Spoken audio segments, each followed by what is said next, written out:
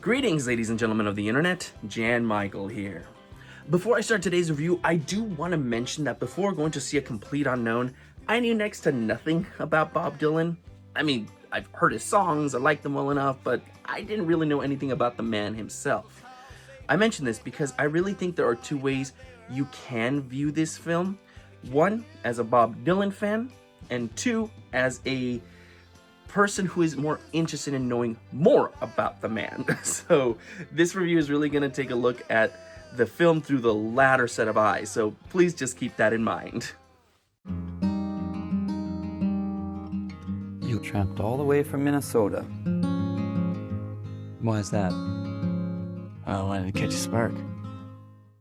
A Complete Unknown is based off the book Dylan Goes Electric, which follows Bob's early success as a folk singer and up to his introduction of electric instruments to his music that caused some controversy. The film covers how he got his start, his relationships with Joan Baez and Sylvie Russo, who is based on Susie Rutolo, the interactions he had with Pete Seeger, etc., etc. What you don't really get to see is how he became the way he is. The inner machinations of his mind that allow him to write such powerful words into music, which is an interesting choice for a biopic to make. The movie does explain why it makes this choice, but honestly, I couldn't help but be disappointed by it. I mean, don't you usually go see biopics for, I don't know, the bio? But luckily, while you don't learn a lot about Bob's past before the film, you do kind of understand where he's coming from in terms of his relationship to the people around him and why he acts the way he does. The script isn't the most powerful, but it gets the job done in that regards. I'll also say it is weirdly incoherent at points. Like, I couldn't understand where we were in Bob's career just because it kept jumping around. Not that it would go back and forth, but it would jump to areas where I'm like, okay, how popular is he now? At what point of his career are we in now?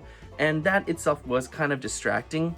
And without even knowing what the synopsis was, I didn't even know it was leading up to his controversy of introducing electric guitars and instruments into his music, which I think if you know going into it, you'll be a little bit more interested in the flow of the story, but it really doesn't even come into play until the third act, which is also a disappointment.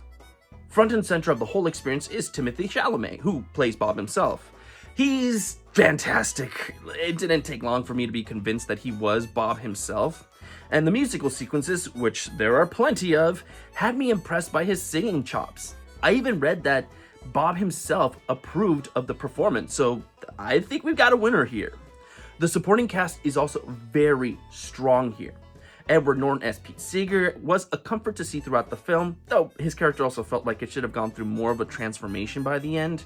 Monica Barbaro was very strong here as Joan Baez, and Elle Fanning as Sylvie Russo surprised me by how strong a performance she gave. And I got to mention Boyd Holbrook as Johnny Cash, who practically stole almost every scene he was in.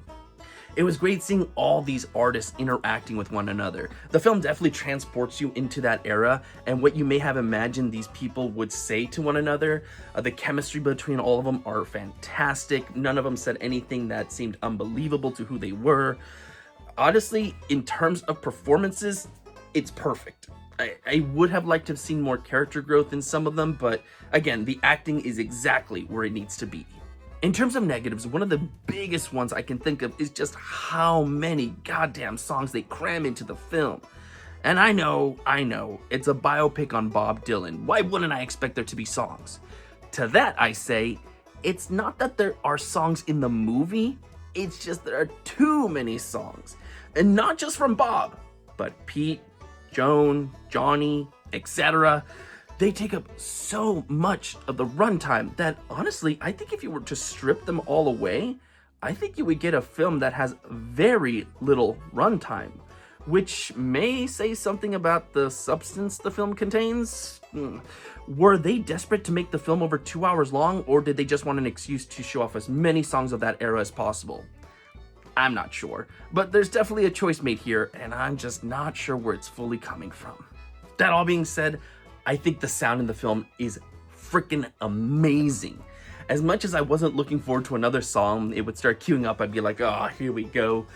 I was at least excited to hear the sounds of it. Yeah, call me a hypocrite, but I wasn't looking forward to it, but I was still looking forward to the sound because, man, it would shake the theater.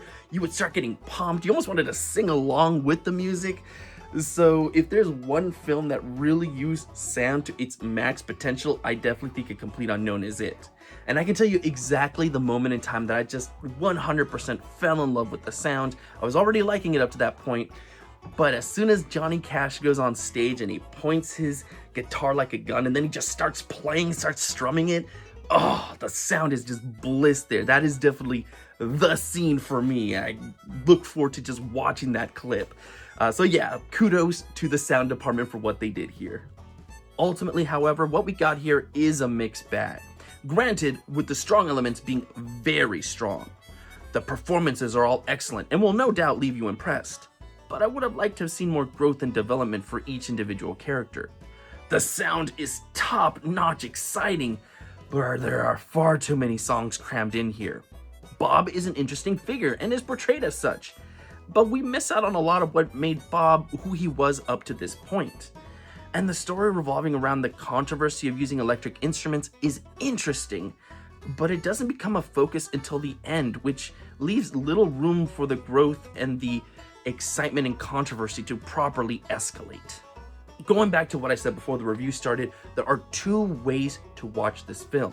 As a Bob Dylan fan, which I think those people are really gonna enjoy the film, love it even, and if not, you'll at least like it enough. And the people who are interested to learn more about Bob himself. And in that aspect, I do think we could have gotten something better, but overall, I still enjoyed my experience enough with the movie. Not entirely giving us the performance we truly wanted, I still give A Complete Unknown a 3.5 out of 5 with the recommendation to rent it. It's messy, and I can see where a superior product is lying underneath. But I still had fun with it, and I don't want to deny that when it comes to the beats that it nails, you just get hyped and fall under its spell. I'm sure many will call for an encore. I'm just not one of them. Noise, BD.